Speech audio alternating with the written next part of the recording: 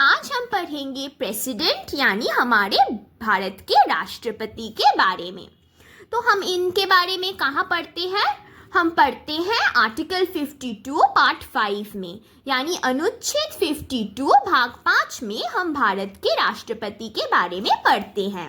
इनका term, tenure, कार्यकाल कितना है? 5 इयर्स, यानी 5 साल तक कोई भी प्रेसिडेंट या राष्ट्रपति रह सकता है। उसके बाद फिर से निर्वाचन होगा, इलेक्शन होगा, फिर से उन्हें लाया जाएगा, कोई और लाया जाएगा या फिर वही टर्म कंटिन्यू करेंगे, वो देखा जाएगा। पर नॉर्मली हमारे राष्ट्रपति के टर्म होते हैं 5 साल। फिर आता है उनका सैलरी, वेतन। उन्हें वेतन कितना मिलता है? उन्हें वेतन मिलता है 5 लाख। और पेंशन, यानी जब वो छोड़ दे, अपना गोदी छोड़ दे, तब उन्हें पेंशन कितना मिलेगा? 50% ऑफ सैलरी, यानी वेतन का आधा, 50% मिलेगा। अब जब भी हम कोई पोजीशन में आते हैं, कोई पोस्ट लेते हैं, तब हमें एक शपथ लेना होता है, यानी ओथ। तो हमारे राष्ट्रपति किसको ओथ देते हैं? किसके पास शपथ लेते हैं? Chief justice of India. Chief justice of India यानी भारत के मुख्य न्यायाधीश से वो अपना शपथ लेते हैं। और ये कहाँ मिलेगा इन्हें? चीफ जस्टिस ऑफ इंडिया हमारे सुप्रीम कोर्ट में वो बैठते हैं। अब सोचिए, चीफ जस्टिस ऑफ इंडिया यानी मुख्य न्यायाधीश है ही नहीं, तब वो किसके पास ओथ लेंगे? इन हिज एब्सेंस, यानी in the absence of the chief justice of India, वो क्या करेंगे? सीनियर मोस्ट जज ऑफ द सुप्रीम कोर्ट के पास अपना ओथ लेंगे। यानी जो हमारा सुप्रीम कोर्ट है, वहाँ के जब सबसे बड़े जज जो हैं, सबसे बड़े न्यायाधीश जो हैं, उनके पास हमारे राष्ट्रपति अपना शपथ लेंगे अगर भारत के मुख्य न्यायाधीश ना हो। अगर प्रेसिडेंट को यानी राष्ट्रपति को रेजिग्नेशन या फिर इस्तीफा लेना हो, तो वो किन से लेंगे? वाइस प्रेसिडेंट यानी उपराष्ट्रपति से लेंगे। फिर देखिए, अगर आपको हमारे देश का राष्ट्रपति बनना हो तो आपके पास कुछ योग्यता होनी चाहिए, एलिजिबिलिटी यानी क्वालिफिकेशंस होने चाहिए। तो वो क्या है? ये 4 पॉइंट आपको याद रखने हैं। पहला है, आपको भारत का नागरिक होना है, यानी you have to be a citizen of India. Sound mind, यानी आपका मन स्वस्थ होना चाहिए, यानी आप मेंटल होंगे तो आपको कोई राष्ट्रपति नहीं बनाएगा। आपका साउंड माइंड होना चाहिए, पॉजिटिव आउटलुक होना चाहिए। Hold no office of profit, यानी लाभ का कोई भी पद नहीं रहना चाहिए। आप कोई और जगह पे काम नहीं कर सकते अगर आप राष्ट्रपति हो। यानी आप सोचिए, अगर आप एक टीचर है, आप टीचर का भी सैलरी ले रहे हैं गवर्नमेंट से, आप कहीं और गवर्नमेंट जॉब करके भी सैलरी ले रहे हैं, ऐसा नहीं हो सकता। आपको कोई एक ही जॉब को रखना होगा। तो अगर आपको प्रेसिडेंट बनना हो तो आप कोई भी दूसरा काम नहीं कर सकते जिसमें आपको वेतन मिल रहा हो। फिर मिनिमम एज कितना होना चाहिए? आपका उम्र सब कितना होना चाहिए? कम से कम 35 इयर्स। 35 इयर्स का उम्र होना चाहिए और मैक्सिमम कोई एज लिमिट नहीं है। ठीक है। अब देखिए, number of times a person can be a president, यानी एक ही व्यक्ति कितना बार राष्ट्रपति बन सकता है, इसका कोई लिमिट, कोई भी सीमा नहीं है। जितना बार आप जीतेंगे, आप उतनी बार प्रेसिडेंट बन सकते हैं। To nominate oneself as a president, one must deposit 15,000 in Reserve Bank of India as security deposit. यानी देखिए, अगर आपको राष्ट्रपति बनना हो तो आप ऐसे ही नहीं बैठ सकते। आपको रिजर्व बैंक ऑफ इंडिया में जमा करना होगा कितना? 15,000 रुपीज, 15,000 रुपया आपको रखना होगा रिजर्व बैंक ऑफ इंडिया में। क्यों? सिक्योरिटी डिपॉजिट के लिए, सुरक्षा के लिए। और must have the support of 100 members of the parliament.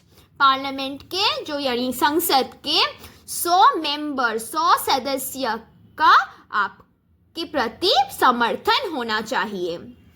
If he she fails to get 1/6 vote, 15,000 will not be refunded. यानी ये जो पैसा आपने जमा किया था वो जाएगा पानी में. तो अगर आपको प्रेसिडेंट बनना हो, आपको रिजर्व बैंक ऑफ इंडिया में सुरक्षा के लिए 15,000 रुपीज जमा करने हैं और फिर जब वोट होगा तब आपको, आप जीते या हारे इसका कोई ये बाद में निर्णय होगा, पर आपको 1/6 वोट लाने ही पड़ेंगे संसद में, तभी आपको ये पैसा लौटाया जाएगा. अगर आप 1/6 वोट ना प्राप्त कर सके तो ये जो पैसा आपने डिपॉजिट के हिसाब से रखा था, security deposit reserve bank of India में, ये आपको लौटाया नहीं जाएगा. Will not be refunded. ये आपको वापस नहीं दिया जाएगा, मतलब आपका पैसा गया. फिर देखिए प्रेसिडेंट, ये पॉइंट्स बहुत इंपॉर्टेंट है. ये क्या है? हेड ऑफ इंडियन स्टेट, यानी भारत के राज्य का प्रमुख होते हैं हमारे राष्ट्रपति. अगर हमसे पूछा जाए कि फर्स्ट सिटीजन ऑफ इंडिया कौन है, यानी भारत का पहला नागरिक, तब भी हम कहते हैं राष्ट्रपति, क्योंकि राष्ट्रपति ना हमारे देश को रिप्रेजेंट करते हैं. जब हम कोई इंटरनेशनल कुछ इवेंट करते हो, इंटरनेशनल यानी अंतर्राष्ट्रीय कोई काम में जाते हैं हमारे देश को रिप्रेजेंट करने के लिए, तब हम राष्ट्रपति का नाम ही लेते हैं. इसीलिए उन्हें फर्स्ट या फिर यानी पहला नागरिक भी कहा जाता है. Not a member of Lok Sabha और राज्यसभा, पहले ही मैंने कहा था कि वो कोई भी ऑफिस ऑफ प्रॉफिट होल्ड नहीं कर सकते. तो इसीलिए अगर लोकसभा या राज्यसभा का कोई सदस्य राष्ट्रपति बनना चाहे तो उन्हें पहले क्या करना होगा? लोकसभा और राज्यसभा जिनके वो मेंबर थे, सदस्य थे, वहां से रेजिग्नेशन यानी इस्तीफा लेना होगा. इस्तीफा लेने के बाद ही वो राष्ट्रपति बन सकते हैं, वरना नहीं. और ये पॉइंट इंपॉर्टेंट है. पहला प्रेसिडेंट हमारे भारत के कौन है? डॉक्टर राजेंद्र प्रसाद. और अभी यानी 2022 में हमारे प्रेसिडेंट कौन है? द्रौपदी मुर्मू. अब देखिए, अगर कोई भी पोस्ट हो तो वहां का जो सीट है वो खाली हो सकता है. तो प्रेसिडेंट यानी राष्ट्रपति का सीट कब खाली हो सकता है? फर्स्ट पॉइंट देखिए, डेथ ऑफ प्रेसिडेंट, यानी राष्ट्रपति मर गया, फिर क्या करें? If president dies then vice president, यानी अचानक से प्रेसिडेंट गुजर गए तो अब क्या होगा? वाइस प्रेसिडेंट उनके जगह पर एक एक्टिंग प्रेसिडेंट की तरह काम करेगा, यानी एक कार्यवाहक राष्ट्रपति की तरह वो काम करेगा. और ये जो एक्टिंग प्रेसिडेंट होते हैं वो 6 मंथ्स के लिए ही होते हैं, यानी ये सब 6 महीने के लिए ही प्रेसिडेंट बन सकते हैं. उन 6 महीनों में फिर से चुनाव होगा और नया प्रेसिडेंट को लाया जाएगा. तो अगर प्रेसिडेंट गुजर जाए, उनका जो सारे रिस्पॉन्सिबिलिटीज थे, दायित्व थे, कार्य थे, वो कौन संभालेगा? Vice president. अगर सोचो वाइस प्रेसिडेंट भी मर गया, जो उप राष्ट्रपति थे वो भी गुजर गए, तब कौन करेगा? Chief justice of India, Bharat का मुख्य न्यायाधीश, वो करेंगे. सोचिए वो भी मर गए, तब क्या होगा?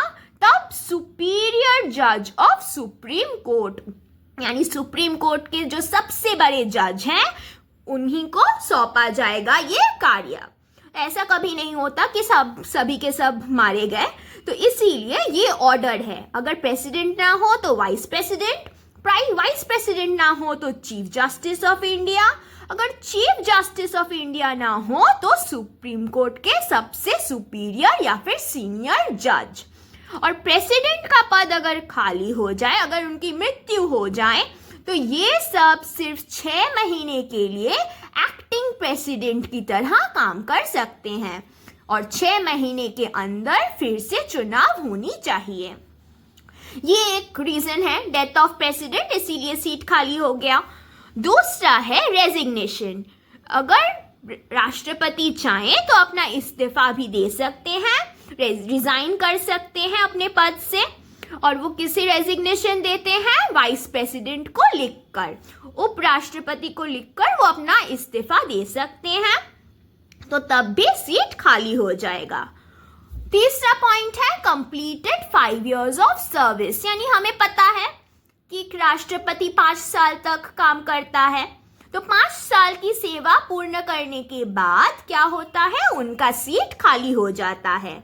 Election of new president 6 months before vacancy, यानी 5-6 साल तक वो तो अपना काम करेंगे, उनके 5 साल खत्म होने के 6 महीने पहले से ही एक चुनाव होगा, उसमें न्यू प्रेसिडेंट यानी नए राष्ट्रपति का नाम बताया जाएगा। तो अगर वो रह गए तो उनके और 5 साल बढ़ जाएंगे, या फिर जो नया राष्ट्रपति होगा उसका नाम घोषित हो जाएगा। फिर ये पॉइंट बहुत इंपॉर्टेंट है, इम्पीचमेंट। इम्पीचमेंट ये हम आर्टिकल 61 में पढ़ते हैं।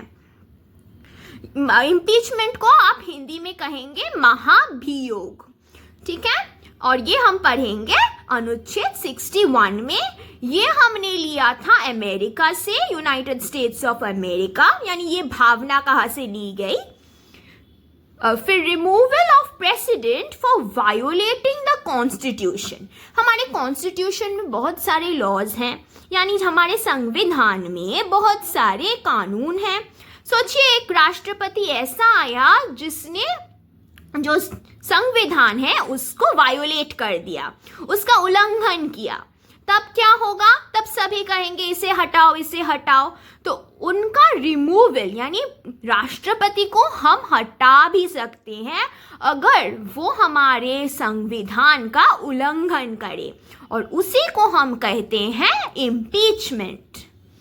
Members of Lok Sabha and Rajya Sabha can remove the president. तो प्रेसिडेंट को कौन हटा सकता है, लोकसभा और राज्यसभा के मेंबर्स यानी सदस्य। ये बहुत इंपॉर्टेंट है, अब इसे अच्छे से समझिएगा। क्वाजी जुडिशियल प्रोसेस यानी अर्ध न्यायिक प्रक्रिया। इम्पीचमेंट यानी आपको पता होगा अब तक कि इम्पीचमेंट क्या है। ये रिमूवल का प्रोसेस को हम इम्पीचमेंट कहते हैं, यानी राष्ट्रपति को उनके पद से हटाने को ही हम कहेंगे इम्पीचमेंट। तो impeachment can begin in either of the house, Lok Sabha और राज्यसभा। यानी ये जो इम्पीचमेंट है ये धारणा कोई भी एक हाउस में यानी लोकसभा में या फिर राज्यसभा में, दोनों कोई भी एक सभा में ये शुरू हो सकता है। यानी लोकसभा कह सकते हैं कि राष्ट्रपति को हटाओ, या फिर राज्यसभा भी कह सकता है कि राष्ट्रपति को हटाओ। तो सोचिए लोकसभा में शुरू हुआ तब क्या होगा, हम इसी के सहारे पढ़ने वाले हैं। Individual single member can not impeach the president, यानी कोई एक व्यक्ति हमारे लोकसभा का या फिर राज्यसभा का एक राष्ट्रपति को पद से हटा नहीं सकता। कोई भी अकेले व्यक्ति प्रेसिडेंट को, राष्ट्रपति को नहीं हटा सकता, बट बहुत सारे सदस्य मिलाकर तभी वे हटा सकते हैं। ऐसा क्यों? क्योंकि अगर कोई इंडिविजुअल हो, अकेले इंसान हो, तो उसका कोई प्राइवेट भी कोई कंसर्न हो सकता है जिसके लिए उसे राष्ट्रपति पसंद ना हो, इसीलिए वो हटाना चाहे उसका प्राइवेट अफेयर के लिए। तो इसलिए हम एक व्यक्ति के विचार पर ये नहीं देखते। तो अब कैसे हम इन्हें इम्पीच कर सकते हैं, देखिए 1/4 members needed to initiate the process, यानी इस प्रक्रिया को, ये इम्पीचमेंट के प्रक्रिया को शुरू करने के लिए हमें 1/4 members यानी 1/4 सदस्य का जरूरत है। यानी अगर लोकसभा में शुरू हुआ तो लोकसभा में जितने भी सदस्य हैं उनका 1/4 सदस्य का आपको राय चाहिए। फिर उसके बाद देखिए 2/3 members needed to pass the process, यानी अगर लोकसभा में अगर शुरू हो तो अगर लोकसभा के 2/3 members राजी हो जाएं तभी आप उसको, उस इम्पीचमेंट के प्रस्ताव को आगे राज्यसभा में पास कर सकते हैं।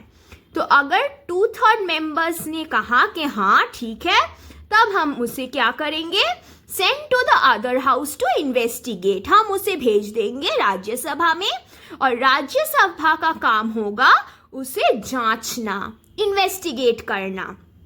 फिर 14 days prior to removal should be given to the president।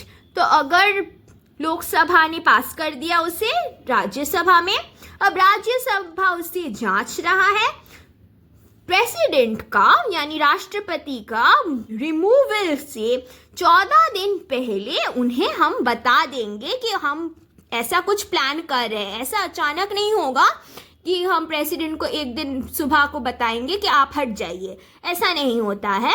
14 दिन पहले से ही हम उन्हें बता देंगे कि ऐसा एक इम्पीचमेंट का चर्चा हमारे सभाओं में चल रहा है।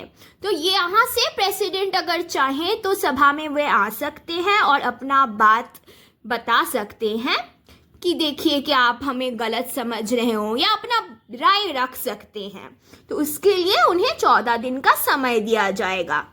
फिर 2/3 मेंबर्स शुड अग्री, यानी 66% ऑफ मेंबर्स। अगर राज्यसभा में भी बिल जाने के बाद 2/3 मेंबर्स वहां पे भी अग्री करे, यानी वो भी अगर सहमत हो, तब प्रेसिडेंट को अपना पद छोड़ना ही होगा। तो हम क्या, अगर सोचिए हमने ये कहा कि यहाँ पे लोकसभा ने ये शुरू किया था, अगर राज्यसभा में शुरू हो तब क्या होगा, तो 1/4 मेंबर्स राज्यसभा के क्या करने होंगे, प्रोसेस को चालू करना होगा, लागू करना होगा। फिर 2/3 मेंबर्स राज्यसभा के अगर उससे सहमत हो तो वो पास हो जाएगा बिल लोकसभा के पास। लोकसभा के पास होने के बाद लोकसभा उसे जांचेगा और प्रेसिडेंट को रिमूवल करने से पहले 14 दिन पहले ही हम उन्हें बता देंगे कि ऐसा इम्पीचमेंट हो रहा है सभा में, कि वो अपनी राय बता सके। और अगर लोकसभा यानी दूसरा हाउस का भी 2/3 मेंबर्स राजी हो जाएं, तो प्रेसिडेंट को अपना पद से हटना ही होगा। और ये याद रखिएगा कि no president has been impeached till date. हमारे भारत में आज तक कोई भी राष्ट्रपति को हटाया नहीं गया है। अब हमने ये तो देख लिया कि प्रेसिडेंट यानी राष्ट्रपति को हटाते कैसे हैं। तो अगर हटा दें तब भी सीट खाली हो जाती है। तो सीट खाली होने के बहुत सारे वजह है। एक है उनका मृत्यु, फिर है रेजिग्नेशन, फिर है अगर उन्हें इम्पीच किया दिया जाए। तो बहुत सारे कारण हमने देख लिए। अब हम देखेंगे प्रेसिडेंट का चुनाव कैसे होता है, यानी उनका इलेक्शन कैसे होता है, हम उन्हें अपॉइंट यानी नियुक्त कैसे करते हैं। तो पार्लियामेंट यानी जो संसद है हमारा, हमें पता है वहां पे 2 हाउसेस है, एक है लोकसभा, दूसरा है राज्यसभा। लोकसभा में 552 सीट है और राज्यसभा में 250 सीट।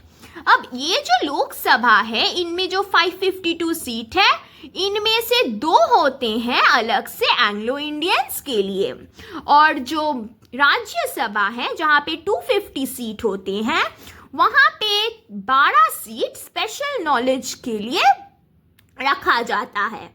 तो ये जो एंग्लो इंडियन है और जो स्पेशल नॉलेज वाले लोग हैं, विशेष ज्ञान वाले, इन सभी को नॉमिनेट कौन करता है, प्रेसिडेंट। यानी ये जो 552 सीट है, यहाँ से 2 सीट प्रेसिडेंट ही नियुक्त करेंगे और वो दोनों एंग्लो इंडियन कम्युनिटी के होंगे, और बाकी के जो 550 मेंबर्स हैं ये सारे निर्वाचित होंगे। तो इन जो 2 लोगों का निर्वाचन या फिर इलेक्शन नहीं होता है, इन 2 लोगों को प्रेसिडेंट खुद बैठाते हैं जो एंग्लो इंडियन कम्युनिटी के हों। वैसे ही राज्यसभा में 12 ऐसे लोग होंगे जो प्रेसिडेंट खुद देंगे, और उन लोगों के पास कोई विशेष ज्ञान होना चाहिए। और जो बाकी 238 मेंबर्स होंगे या फिर 238 सीट जो है हमारे राज्यसभा के, वो सारे निर्वाचित होंगे। अब देखिए, during president's election only elected members vote, यानी जब राष्ट्रपति का इलेक्शन होगा, चुनाव होगा, तब ये जो इलेक्टेड मेंबर्स है यानी 550 सीट वाले और ये जो 238 सीट वाले मेंबर्स हैं जिनको निर्वाचित किया गया, सिर्फ वही लोग प्रेसिडेंट का इलेक्शन में भाग लेंगे। यानी देखिए, यहाँ पे हमने कहा प्रेसिडेंट 2 लोग को लाते हैं, यहाँ पे 12 लोग प्रेसिडेंट के द्वारा ही लाया गया। तो ये जो 14 लोग हैं, अगर प्रेसिडेंट खुद वे लोग को लाएंगे तो हम तो ऐसा मान ही लेंगे ना कि ये 14 लोग प्रेसिडेंट को ही यहाँ पे वोट देंगे। तो हम इन लोगों को वोट करने ही नहीं देते, क्योंकि इन लोगों को प्रेसिडेंट खुद ला रहे हैं। राष्ट्रपति खुद जब किसी को लाए तो ऑब्वियसली वो राष्ट्रपति को ही वोट देंगे। इसीलिए जो इलेक्टेड मेंबर्स हैं, सिर्फ वो ही लोग प्रेसिडेंट इलेक्शन में यानी राष्ट्रपति का चुनाव में पार्ट लेंगे। फिर देखिए, जो ये बहुत इंपॉर्टेंट है, 104th amendment act 2019, nomination of Anglo Indians removed. ये जो 2 लोग थे, हमने कहा लोकसभा में 2 लोग प्रेसिडेंट लाते हैं जो एंग्लो इंडियन कम्युनिटी के होते हैं, इस चीज को हटा दिया गया। क्योंकि देखिए, अभी हमारे यहाँ पे एंग्लो इंडियंस उतने हैं नहीं, इसीलिए 2019 में क्या किया गया, ये जो था नॉमिनेशन ऑफ एंग्लो इंडियंस का जो नामांकन था उसे हटा दिया गया। तो अभी राष्ट्रपति क्या करता है, सिर्फ 12 लोग जिसके पास स्पेशल नॉलेज यानी विशेष ज्ञान हो, उन्हें ही वो लाते हैं राज्यसभा में। लोकसभा में वो और किसी को नहीं लाते। ये कब से हुआ, 2019 से। अब आपको पता होगा कि इंडिया में हमारे पास 28 स्टेट्स है, यानी हमारे भारत में 28 राज्य है। अब देखिए, हमारे 28 राज्य में जो 22 स्टेट्स है जहां पे आपका विधानसभा है, और 6 स्टेट ऐसे हैं जहां पे विधानसभा है और विधान परिषद है। ठीक है, 22 स्टेट्स में विधानसभा है और 6 स्टेट ऐसे हैं जहां पे विधानसभा भी है, यानी स्टेट लेजिस्लेटिव असेंबली और स्टेट लेजिस्लेटिव काउंसिल, जिसे हम विधानसभा और विधान परिषद भी कहते हैं। ये ऐसा है। तो अब तक हमने देखा कि हमारे भारत में 28 स्टेट्स हैं और सभी राज्यों में क्या है, विधानसभा है। पर हमने देखा कि 6 स्टेट ऐसे हैं जहाँ पे विधानसभा भी है और विधान परिषद भी है। इसलिए जब प्रेसिडेंट का चुनाव होता है, सिर्फ विधानसभा ही पार्टिसिपेट करेगा। यानी जब प्रेसिडेंट का चुनाव होगा तब विधान परिषद उसमें शामिल नहीं होगा, क्योंकि देखिए हमारा भारत एक फेयर एंड फेयर इलेक्शन में वो विश्वास करता है। तो इसलिए अगर हम कोई फेयर इलेक्शन देखें तो एक ही जगह से अगर 2 वोटें आई और कुछ जगहों से सिर्फ 1 वोट, तो वो इलेक्शन फेयर नहीं होगा। इसलिए सभी राज्यों में विधानसभा होने के कारण हम सिर्फ विधानसभा को ही देखते हैं, शामिल करते हैं प्रेसिडेंट के इलेक्शन में। फिर आगे देखिए, हमारे देश में बहुत सारे यूनियन टेरिटरीज भी है, इसलिए हम कुछ लोगों को निर्वाचित यानी इलेक्ट करते हैं दिल्ली से, पुडुचेरी से और जम्मू और कश्मीर से जो लोग आते हैं और प्रेसिडेंट के चुनाव में भाग लेते हैं। अब देखिए, ये आखिरी पॉइंट है, इसे आप कॉपी कर सकते हैं। ये हम पहले ही पढ़ चुके हैं, पर इस टेबल को पढ़ने से हम फिर से उसे दोहरा रहे हैं। यानी जो राष्ट्रपति हैं उनका निर्वाचन और इम्पीचमेंट में कुछ फर्क है, यानी उन्हें नियुक्त करते समय और उन्हें हटाने के समय कुछ फर्क नजर आता है। वो क्या है? जब अपॉइंटमेंट यानी नियुक्ति होता है राष्ट्रपति का, प्रेसिडेंट का, तब सिर्फ इलेक्टेड मेंबर्स ही भाग लेते हैं। यानी जो इलेक्टेड मेंबर्स है, यानी राष्ट्रपति जिन्हें लाते हैं लोकसभा या राज्यसभा में, वे लोग पार्ट नहीं लेंगे, भाग नहीं लेंगे। जो लोग निर्वाचित हैं वही लोग पार्ट लेंगे, भाग लेंगे राष्ट्रपति के चुनाव में। और ये जो चुनाव होगा वो किस तरह का होगा? वो होगा इनडायरेक्ट इलेक्शन, यानी अप्रत्यक्ष चुनाव।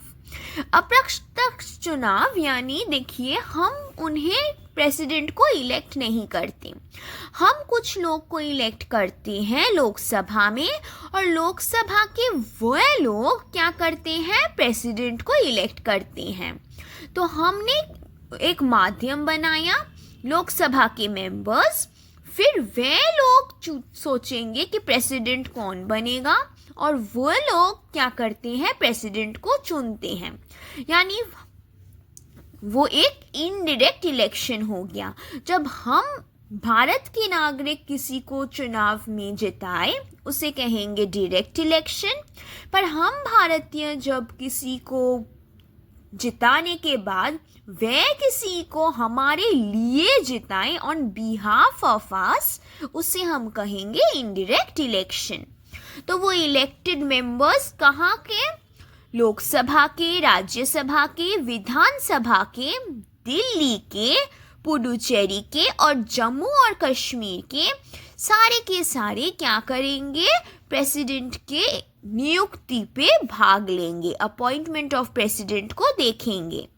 पर जब प्रेसिडेंट को हटाया जाएगा, जब महाभियोग होगा, इम्पीचमेंट होगा, तब सभी सदस्य यानी इलेक्टेड एंड नॉमिनेटेड सभी भाग लेंगे, यानी जिनको प्रेसिडेंट लाए थे वो भी इसमें भाग लेंगे। तो आपसे पूछा जा सकता है कि प्रेसिडेंट जिन्हें लाते हैं वो क्या क्या कार्य कर सकते हैं? तो वे इम्पीचमेंट यानी महाभियोग कर सकते हैं, पर प्रेसिडेंट का अपॉइंटमेंट या नियुक्ति नहीं कर सकते।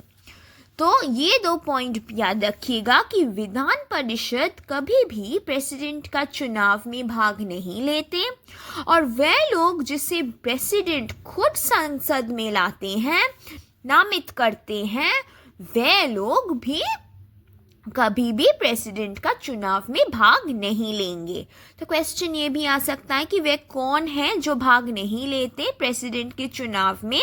एक है नॉमिनेटेड मेंबर्स बाय प्रेसिडेंट, और वे लोग के पास क्या होता है? स्पेशल नॉलेज यानी विशेष ज्ञान। और वे लोग कौन से सभा के हैं? कौन से सभा के सदस्य? राज्यसभा। लोकसभा में प्रेसिडेंट पहले 2 लोगों को नियुक्त करते थे, वे लोग एंग्लो इंडियन कम्युनिटी के होते थे, पर अभी उसे हटा दिया गया है। कब से? 2019 से 104th अमेंडमेंट एक्ट के बाद, 104th संशोधन अधिनियम के बाद ये हटा दिया गया है। तो इस वीडियो में इतना ही। अगले वीडियो में हम देखेंगे प्रेसिडेंट के पावर्स यानी उनकी क्षमता क्या है। तो इस वीडियो तक अगर आपको कोई भी प्रॉब्लम हो, आप हमें कमेंट सेशन में ज़रूर बताइएगा। आपके सारे डाउट्स हम क्लियर कर देंगे, और अगर कोई और सब्जेक्ट में आपको कोई भी हेल्प की ज़रूरत हो तो आप हमारी प्लेलिस्ट को ज़रूर देखिएगा। तो नेक्स्ट वीडियो आने तक टाटा।